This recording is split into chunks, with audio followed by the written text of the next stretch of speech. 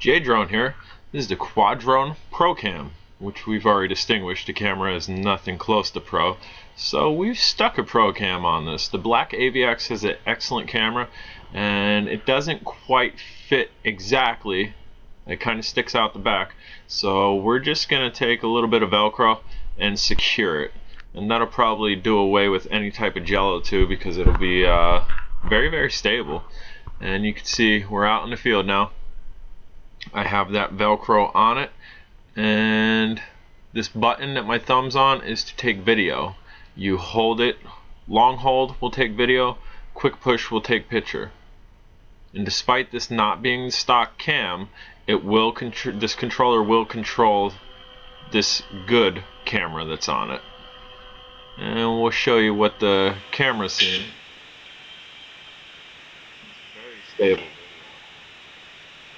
You have wind 30 degrees out, minus the camera trying to adjust to sun setting. That's very nice video.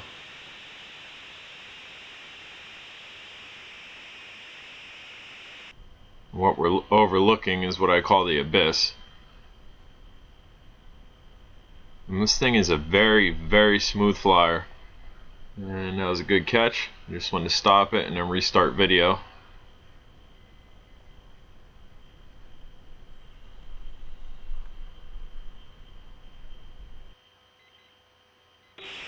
And again, what the drone sees from takeoff.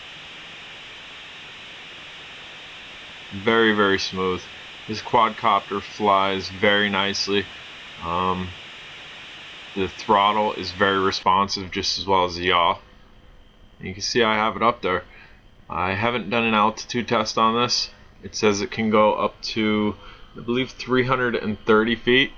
You know I'm going to test that. I just got to wait for a kind of warm day and less wind.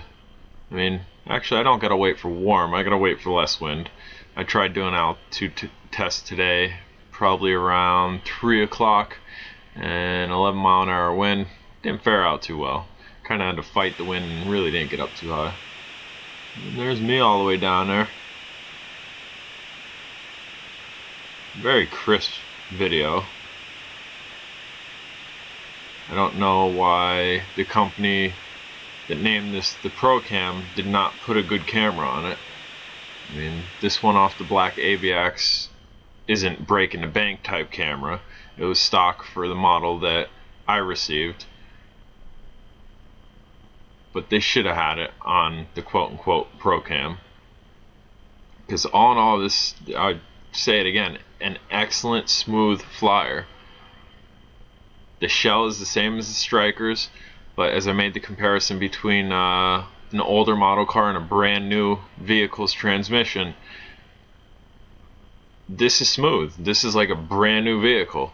And it's not because the Strikers motors are worn. I think the controller is more responsive.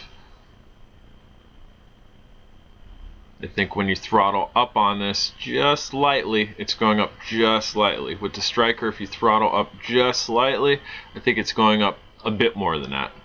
Which, I like the Striker. I have 4 of them. No complaints with it, but this is just extremely smooth.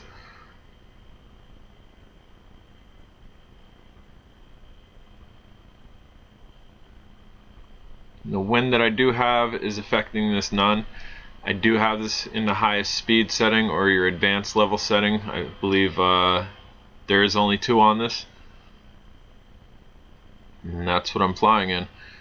But again, you could see I'm cruising around. I'm not dive bombing towards the ground. I'm not making sudden jolts left and right. And even on the video that I'm showing you, the video is very stable.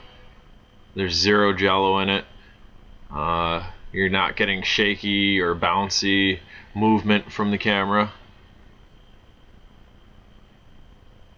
This is a very good quadcopter. Again, if you could pick this up for about $50 to $60, don't bank on that camera. $50 to $60, the quadcopter itself is worth it. Ditch the camera. The Striker's camera is better than it. But if you have a Black Aviax, throw that camera on it. The camera is a very nice camera, direct fit. You probably should, unless you're going to use Velcro like I did, you probably should take the camera off of the battery door and put it on the battery door of this. But if you have Velcro, just do what I did. Put it on, it's going to stick out a little bit, and then just secure it tight. Right now we are pushing about 5 minutes. It is cold out here. If it was warmer, whatever this end flight time would be increased. Everything I've read on the internet says cold discharges these LiPo batteries much quicker than they should. I don't know the exact reason for that, but that's just every site that I've read on batteries says the cold will discharge it very quickly, and we're not at a very quick stage here, and pushing almost 6 minutes. But again, if it was warmer out, I'd have a longer flight time.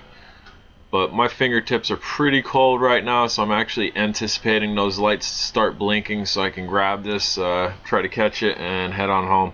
Because the sun is setting, so the temperature is also decreasing as I'm standing out here.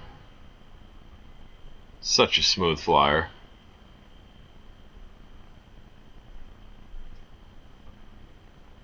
And there's little funnels for you. Actually pretty wide funnels. The yaw rate on this, I would say, is above medium, so it's not extremely slow, and it's a little bit quicker than most, but it's not super quick like the X5, not the SEMA, but the X5 that I got from China, and the Tarantula 1505. They have extremely quick yaw rates. Look at that, just hovering. You guys see me fly a lot of things, and you see me bouncing up and down and nose diving, and this thing's very responsive off of the controller. I'm enjoying flying this, minus my fingertip being freezing. And we're pushing about 7 minutes here. 6 minutes is a good flight time in normal weather. Even these instruction manuals tell you not to fly in extreme colds. This is pretty cold. I mean, I've been out in a lot worse, but that's a good catch. Lights were blinking. And we're gonna go home. Right there, super clear video. I'm J Drum. Please subscribe.